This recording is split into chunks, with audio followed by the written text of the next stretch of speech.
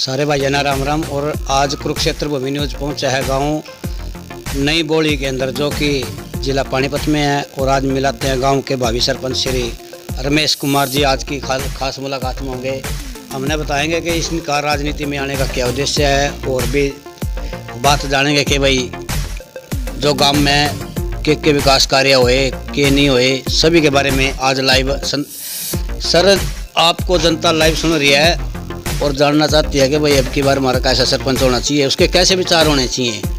तो यही हमारा उद्देश्य है कि हम आपके बीच में आए हैं और आप हमारे से जुड़े हो। तो सर जनता आपको लाइव देख रही है, तो सबसे पहले कुरुक्षेत्र भूमि के सारे दर्शकों ने एक बार राम राम कह दो।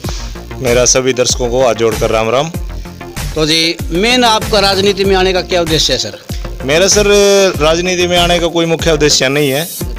मेरा सिर्फ एक ही उद्देश्य है, मैं अपने गांव के जो सार्वजनिक काम हैं, उनको जो पेंडिंग काम है, उनको मैं पूरा करने के लिए इस रास्ते पे इस एक चुनावी सरपंच के चुनाव लड़ने का इच्छुक हूँ। जो कि हमारे गांव में बहुत सी कमियां हैं। हमारे गांव में, हमारा गांव एक हरियाणा में अलग तरीके से बसा है। हाँ, वो किस विषय में?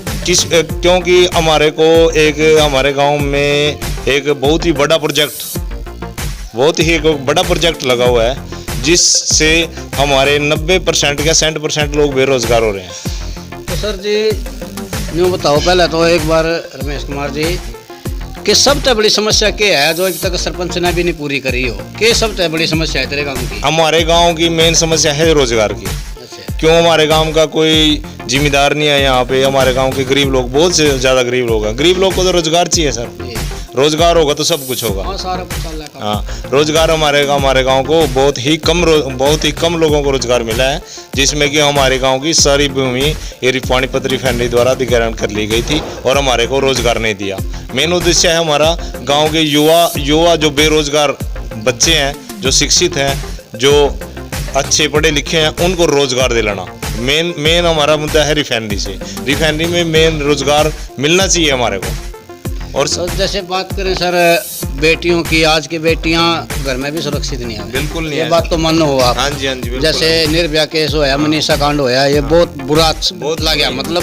बिल्कुल तो सर इस विषय में क्या कहोगे उन बेटियों के और महिलाओं के बारे में? सर ये बहुत हमारी बहन बेटियों पे बहुत अत्याचार हो रहे हैं और हम बिल्कुल इस अत्याचार के खिलाफ हैं। और हम इस अत्याचार के खिलाफ पूरी आवाज़ उठाएंगे। और बहन जो हमारी मनीषा के साथ हुआ है, बहुत बुरा है और ये हमें बिल्कुल अच्छा लग रहा। और हम बहन मनीषा के साथ हैं बिल्कुल तन मन धन से।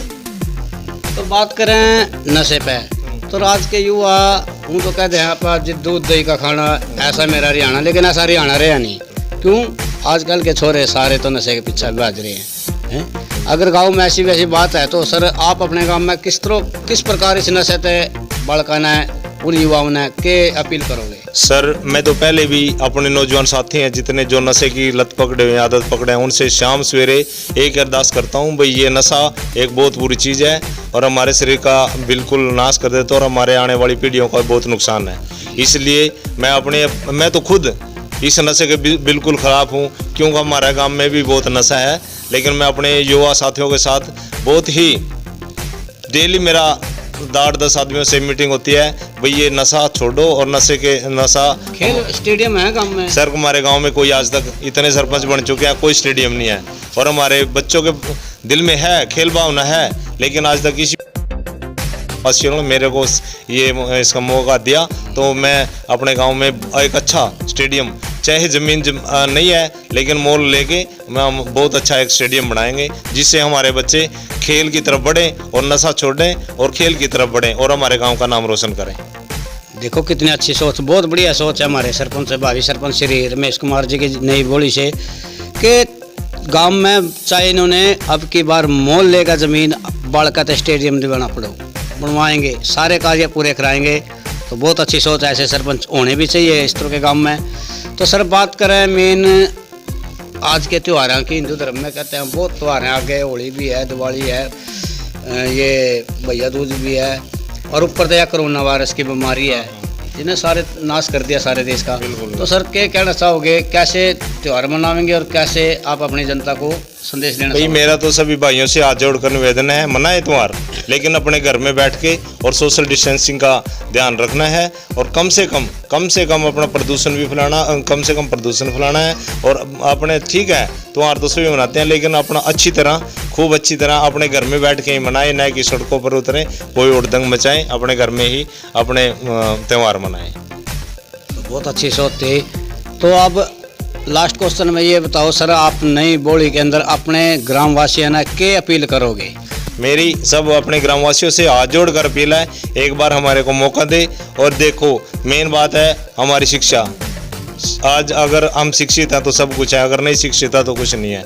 हमारे गांव में जैसा कि पिछले भी हमारी एक डिमांड थी भाई इसको अपग्रेड किया जाए, लेकिन कुछ सरपंच आए, उन्होंने कभी भी शिक्षा की तरफ कोई ध्यान नहीं दिया। और मैं पूरा जोर लगाऊंगा कि हमारा जो स्कूल इसका 8 का है, इसको 10 का या 12 का बनाएंगे। और जो हमारी बहन है, बेटियां हैं, जो छोटे हमारे कमज़ोर वर्ग हैं बेचारे, जो अपने बच्चों को प्राइवेट स्कूलों में नहीं पढ़ा सकते, और वो यहाँ अपनी बेटियों को, हमारी बेटियां हैं बेचारी 5-4 पढ़ कर घर बैठ जाएं। और कम से कम हमारे स्कूल 10-12 का, कम से कम +2 का तो होना चाहिए गांव में। कम से कम हमारी बेटियां, क्यों आजकल बेटियां सुरक्षित नहीं है, बाहर हम भेज नहीं सकते। तो हमारी तो सबसे यही हाथ जोड़ कर बर्तना, एक बार मौका दे और इस स्कूल को मैं अपग्रेड करवाऊंगा।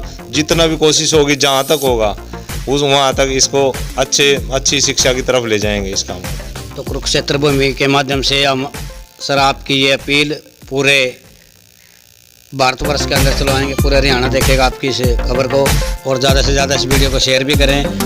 तो और कुरुक्षेत्र भूमि न्यूज़ भी यही अपील करता है कि नई बोली वालों से सभी जितने भी ग्रामवासी हैं भाई, अब की बार हमारे रमेश कुमार जी का समर्थन करें, इन्हें बनावें। जैसी इनकी सोच है वैसे ही विकास होगा सारे। और जुड़े रहिए कुरुक्षेत्र भूमि न्यूज़ के साथ। मैं राजू राणा, कैमरामैन राजेश सिरसवाल की एक रिपोर्ट।